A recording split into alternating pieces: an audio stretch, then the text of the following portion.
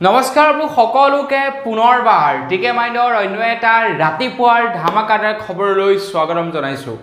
অন্য দিনৰ দৰে আজিও আপোনালোকৰ কাৰণে দিনটোৰ কেবাটাও গুৰুত্বপূৰ্ণ খবৰ লৈ আহিছো। ভিডিঅ'টো প্ৰথমৰ পৰা শেষলৈকে চাই থাকিব। আজি বহু কেইটা ধামাকাদাৰ খবৰ আপোনালোকৰ কাৰণে ওলাই আহিছে। কেবাটাও ভাল খবৰ আছে। মহিলাসকলৰ খবৰকে ধৰি কেবাটাও ভাল খবৰ আছে। শেষলৈকে চাই থাকিব। বহু কেইটা ইনফৰমেটিভ খবৰ লাভ কৰিব আপোনালোকে আজিৰ এইটো ভিডিঅ'ত। আৰু লগতে এটা সৰুকৈ ৰিকুৱেষ্ট, যদি ভিডিঅ'টো চাই ভাল লাগে তেন্তে লাইক এটা কৰিব আৰু চেনেলটো যদি সাবস্ক্ৰাইব কৰা নাই, এতিয়ালৈকে যদি মোৰ চেনেলটো আপোনালোকে সাবস্ক্ৰাইব কৰা নাই তেন্তে চেনেলটো সাবস্ক্ৰাইব কৰি ল'ব। আগবাঢ়িছো এটা ধামাকাদাৰ খবৰৰ সৈতে। এটা ধামাকাদাৰ খবৰ দিবলৈ ওলাইছো। খবৰ ওলাইছে গৌৰৱ গগৈৰ ওপৰত। তিতাবৰ সমষ্টিৰ পৰা তেখেতে এইবাৰ লোকসভা নিৰ্বাচনত জয়ী হয় আৰু বিপুল ভোটত জয়ী হয় তেখেতে এইবাৰ তিতাবৰ সমষ্টি, তিতাবৰ আছে তিয় সমষ্টি, যি কি নহওক যোৰহাটৰ পৰা তেখেতে এইবাৰ নিৰ্বাচনত জয়ী হয়। তো সেই সময়তে গৌৰৱ গগৈয়ে কৈছে হয়তো 2026 চনৰ যি নেকি বিধানসভাৰ নিৰ্বাচন হ'ব, য'ত নেকি মুখ্যমন্ত্ৰী নিৰ্বাচন কৰা হ'ব, মুখ্যমন্ত্ৰী নিৰ্বাচন কৰিব। তো সেই নিৰ্বাচনৰ হয়তো মুখ্যমন্ত্ৰীৰ কেণ্ডিডেট মানে মুখ্যমন্ত্ৰীৰ পদৰ প্ৰাৰ্থী হ'ব গৌৰৱ গগৈ। তেখেতে হয়তো MLA ইলেকশ্যন খেলিব বা নতুবা যিয়ে নহওক আৰু। তো তেখেতে অসম প্ৰদেশ কংগ্ৰেছক তেখেতে ৰিপ্ৰেজেণ্ট কৰিব। অসমত কেনেকৈ অসম প্ৰদেশ কংগ্ৰেছক লৈ যাব পাৰি, আগুৱাই কেনেকৈ চৰকাৰ গঠন কৰিব পাৰি তাৰ ওপৰত কাম কৰিব আৰু তেখেতে এজন মুখ্যমন্ত্ৰী পদৰ প্ৰাৰ্থী হ'ব। তো কেনেবাকৈ যদি আপোনাৰ কংগ্ৰেছ জিকি যায় বা কংগ্ৰেছৰ সৈতে আমাৰ অসমৰ যিকেইটা আঞ্চলিক দল আছে, তো আঞ্চলিক দলকেইটাৰ মিত্ৰজোঁট কৰাৰ কথা আছে। তো আমাৰ অসমত যদি মিত্ৰজোঁটৰ চৰকাৰ হৈ যায় কংগ্ৰেছৰ, তেনেহ'লে গৌৰৱ গগৈ হ'ব নেক্সট মুখ্যমন্ত্ৰী। তো হিমন্ত বিশ্ব শৰ্মাদেৱ মানে বিজেপি জিকিলে হিমন্ত বিশ্ব শৰ্মাদেৱ হ'ব, কিন্তু কেনেবাকৈ যদি বিজেপি হাৰি যায় তেন্তে গৌৰৱ গগৈ হয়তো হ'ব মুখ্যমন্ত্ৰী। তো আপোনালোকে বাৰু ভাল পাবনে নাপাব, যিজন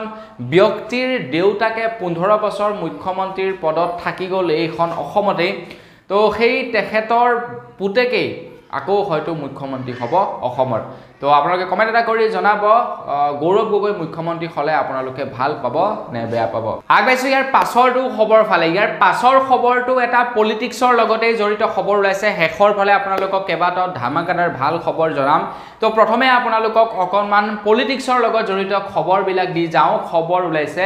বিজেপি আৰু RSSৰ মাজত বৰ্তমান সময়ত NDA চৰকাৰ গঠন হৈছে। বিজেপি চৰকাৰ নহয়, NDA চৰকাৰ গঠন হৈছে। NDA চৰকাৰ গঠন কৰিছে আমাৰ ভাৰতবৰ্ষত। তো সেই সময়তে RSSৰ মোহন ভাগৱতে কৈছে যে এতিয়া বোলে বিজেপিক RSSৰ হেনো প্ৰয়োজন নাই। তো RSSৰ মোহন ভাগৱতে কৈছে যে তেখেতে মণিপুৰৰ হিংসাৰ ওপৰত, মণিপুৰত যি নেকি 1 বছৰ ধৰি হিংসা চলি আছে, তো তাৰ ওপৰত গুৰুত্ব আৰোপ কৰিব লাগে বুলি জনাইছে RSSে। তো বিজেপিক এইটো এটা মানে সাজেশ্যন দিছে যে মণিপুৰত যি নেকি বিগত 1 বছৰ ধৰি হিংসাত্মক পৰিস্থিতিৰ সৃষ্টি হৈ আছে, তো তাৰ ওপৰত এতিয়া বিজেপিয়ে গুৰুত্ব প্ৰদান কৰিব লাগে বা মোদী ডাঙৰীয়াই গুৰুত্ব আৰোপ কৰিব লাগে। কাৰণ কিয়নো এটা বাক্য তেখেতে মতা দেখা নাই মণিপুৰৰ ওপৰত, নহয় জানো? তো সেইকাৰণে তেখেতে কিবা নহয় কিবা একশ্যন ল'ব লাগে মণিপুৰৰ ওপৰত। মণিপুৰৰ পৰিস্থিতি কেনেকৈ শান্ত কৰিব পাৰি তাৰ ওপৰত মোৰ মতে একশ্যন ল'ব পাৰে। আৰু সেই সময়তেই বৰ্তমান দেখা পোৱা গৈছে যে বিজেপি আৰু RSSৰ কোনোবা মানুহৰ মাজত অকণমান বাকযুদ্ধ হৈছে। তো বিজেপি আৰু RSSৰ চাগে বৰ্তমান সময়ত সম্পৰ্ক বৰ এটা গভীৰ নহয়। আগবাঢ়িছো ইয়াৰ পাছৰটো খবৰ ফালে। ইয়াৰ পাছৰ খবৰটো ওলাইছে কোকৰাঝাৰৰ পৰা। খবৰ ওলাইছে কোকৰাঝাৰৰ লোকসভা নিৰ্বাচনৰ ওপৰত। তো নিৰ্বাচন হৈ গ'ল, ভোট গণনাও হৈ গ'ল, তাৰ পাছতেই এতিয়া কোকৰাঝাৰৰ পৰা খবৰ ওলাইছে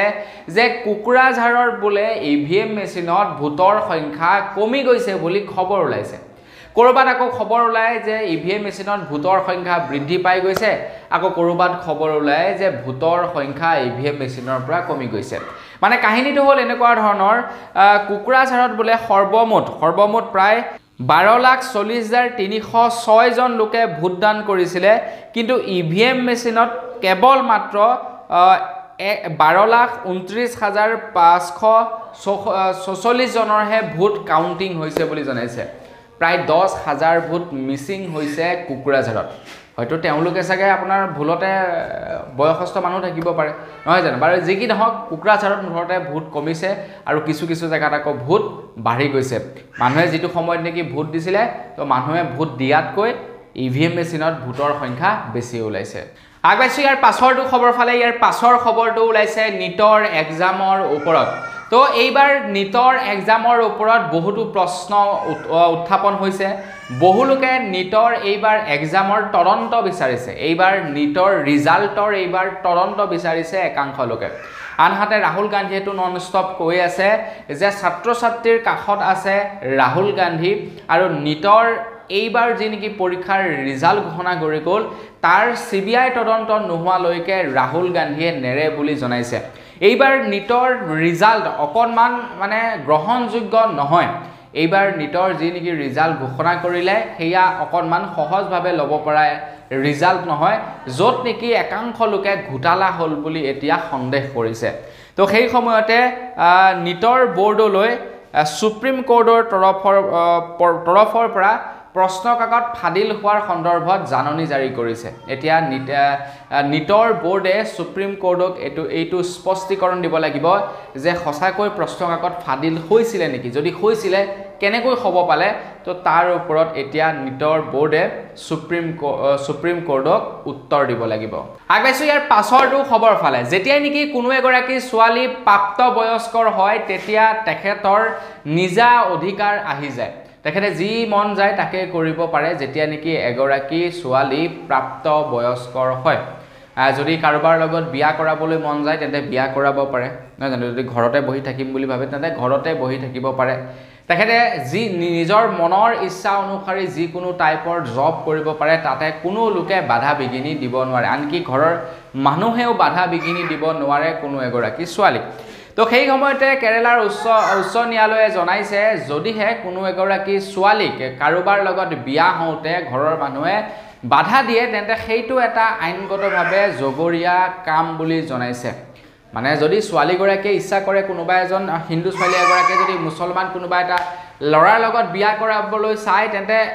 বিয়া কৰাবলৈ দিব লাগিব ঘৰৰ মানুহে সেইটো নহ'লে আইনগতভাৱে জগৰীয়া কাম বুলি জনাইছে কেৰালাৰ উচ্চ ন্যায়ালয়ে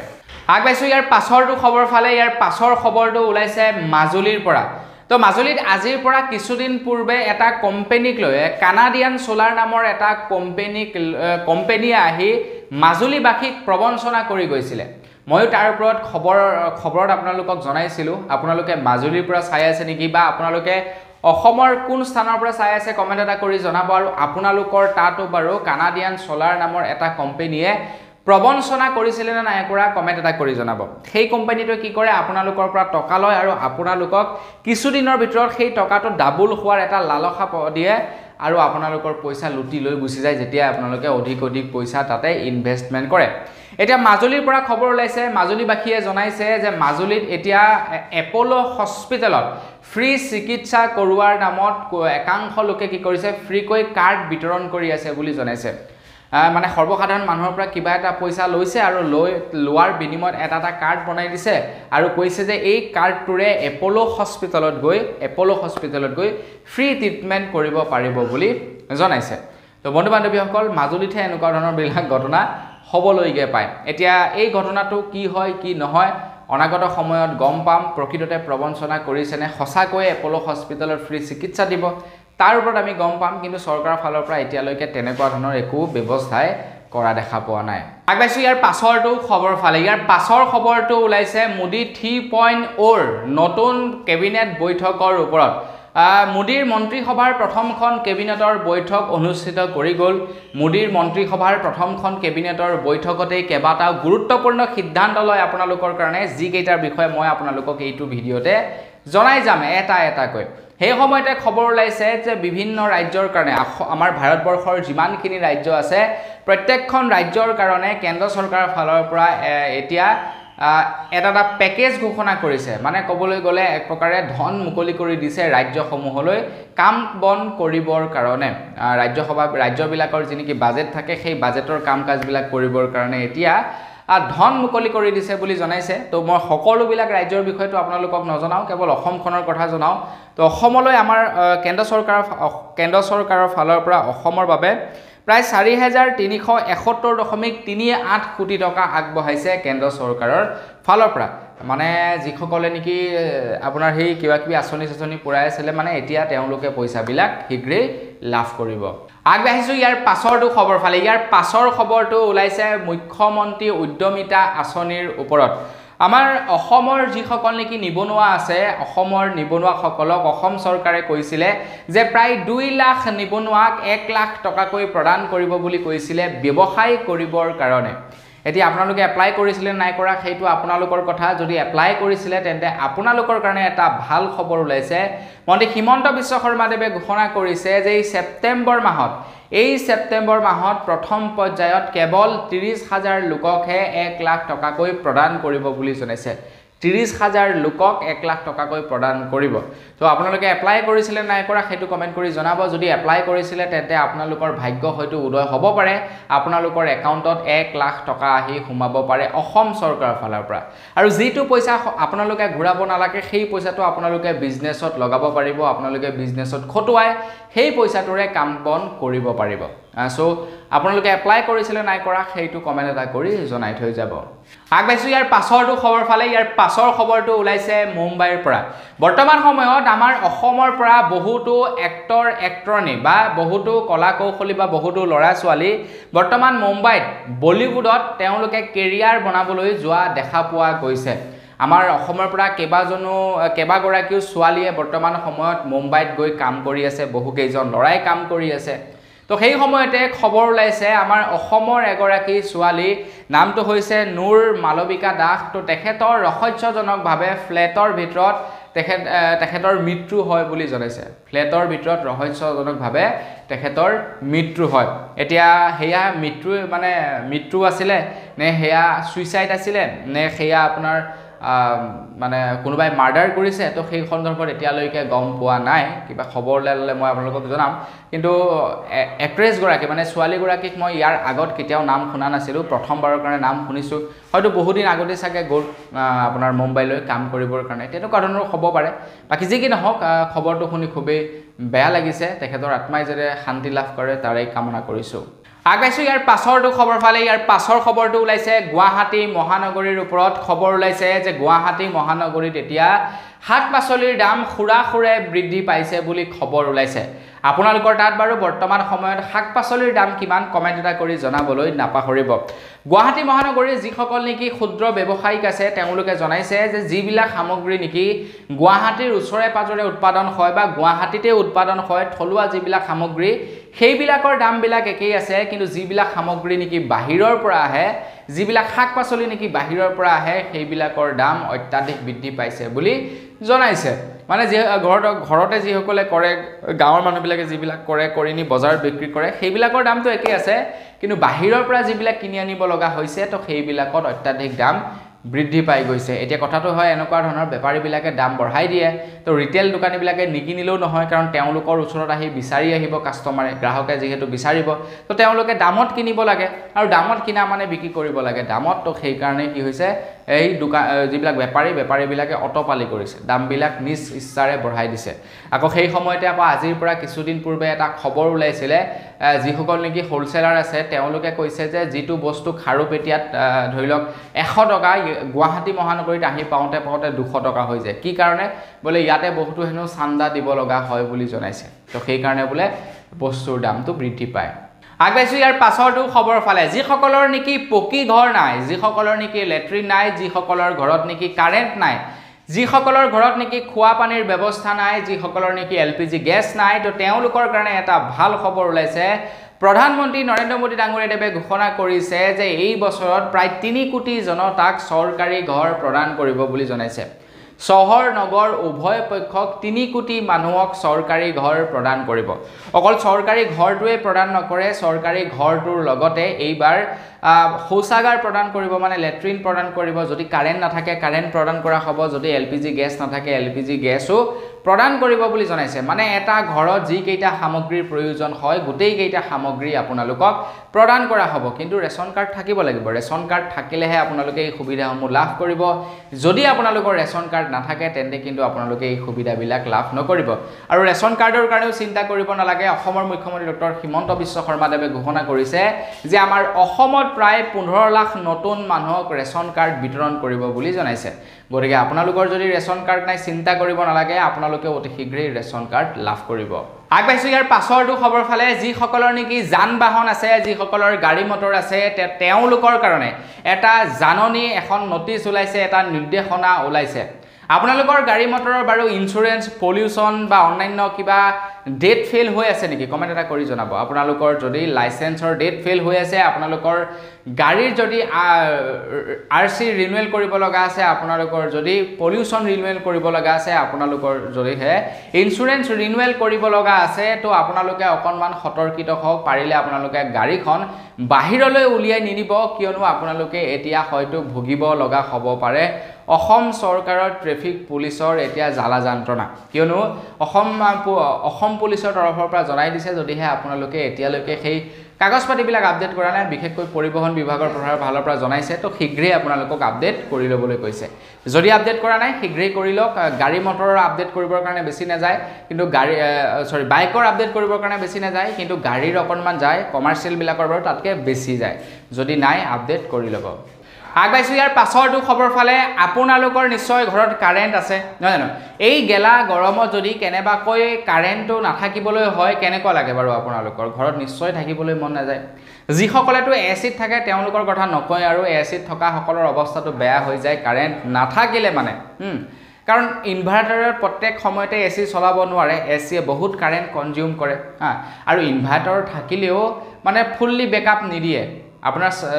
4-5 ঘণ্টা চলিব ইনভাৰ্টাৰে তাৰ পাছত বেটাৰি কি হ'ব লো মাৰি দিব যদি কাৰেন্ট নাথাকে তো সেই সময়তে আপোনালোকৰ যদি কাৰেন্টৰ বিল ডিউ হৈ থাকে মানে কাৰেন্টৰ বিল যদি আপোনালোকৰ পেন্ডিং হৈ থাকে তো তেন্তে আপোনালোকলৈ এটা বিশেষ মেছেজ আহিব পাৰে যে আপোনালোকৰ কাৰেন্টৰ বিল যদি আপোনালোকে আজিৰ ভিতৰত পে নকৰে তেন্তে আপোনালোকৰ কাৰেন্ট কৰ্তন কৰি দিয়া হ'ব এনেকুৱা টাইপৰ আপোনালোকলৈ মেছেজ আহিব পাৰে আৰু এই গেলা গৰমত হয়তো আপোনালোকে কাৰেন্ট কথা শুনি ততাতয়াকৈ কাৰেন্টৰ বিল পৰিশোধ কৰিবলৈ চাব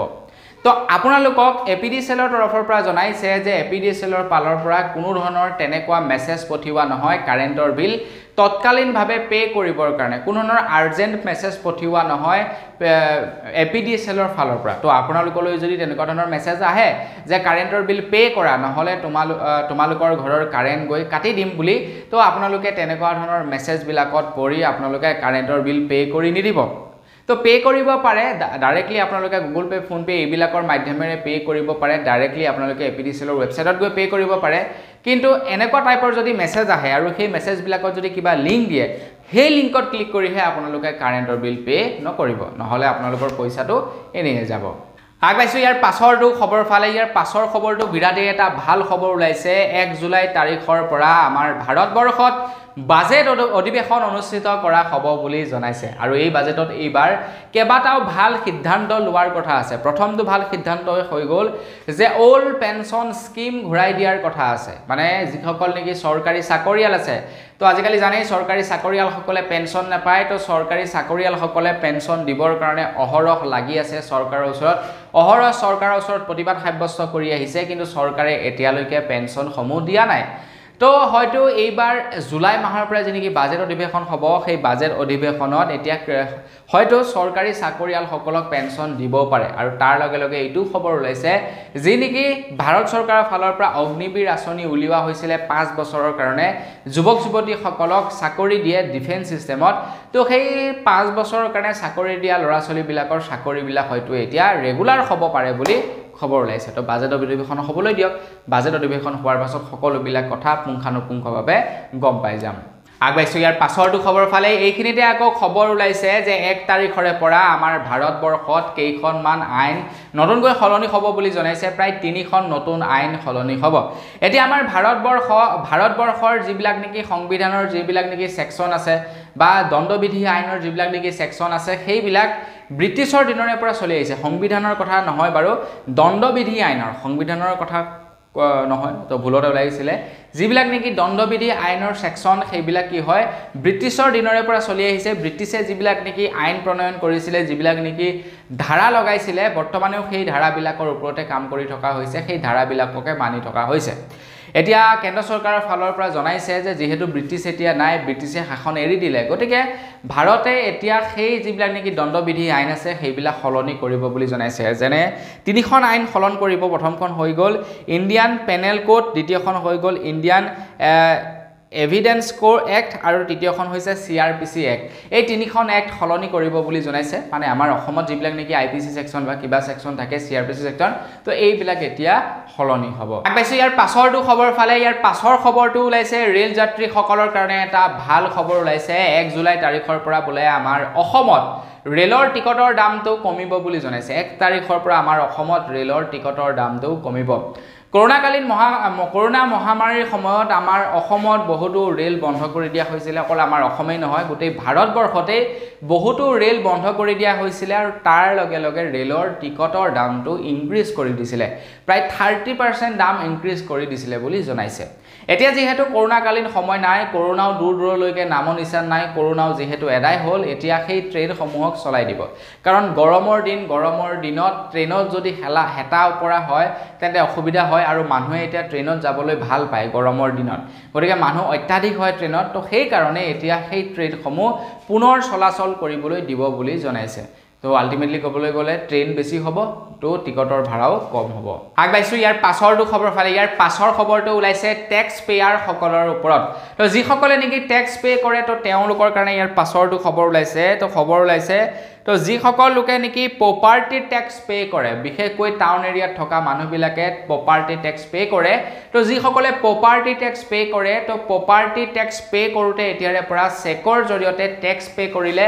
নহ'ব বুলি জনাইছে। এতিয়াৰে পৰা ইণ্টাৰনেট বেংকিং নতুবা আপোনালোকে অন্যান্য মাধ্যমত টেক্স পে' কৰিব লাগিব বা হয়তো কেছ পে'মেণ্টটো কৰিব পাৰে। কিন্তু আপোনালোকে এতিয়াৰে পৰা কোনো ধৰণৰ চেক জমা দি আপোনালোকে এতিয়াৰ পৰা প্ৰপাৰ্টি টেক্স পে' কৰিব নোৱাৰিব। কি কাৰণে? মানে কিছুমান কি হৈ যায়, কেতিয়াবা কাৰোবাৰ একাউণ্টত পইচাই নাথাকে, তো তেওঁলোকে কি কৰে, মানে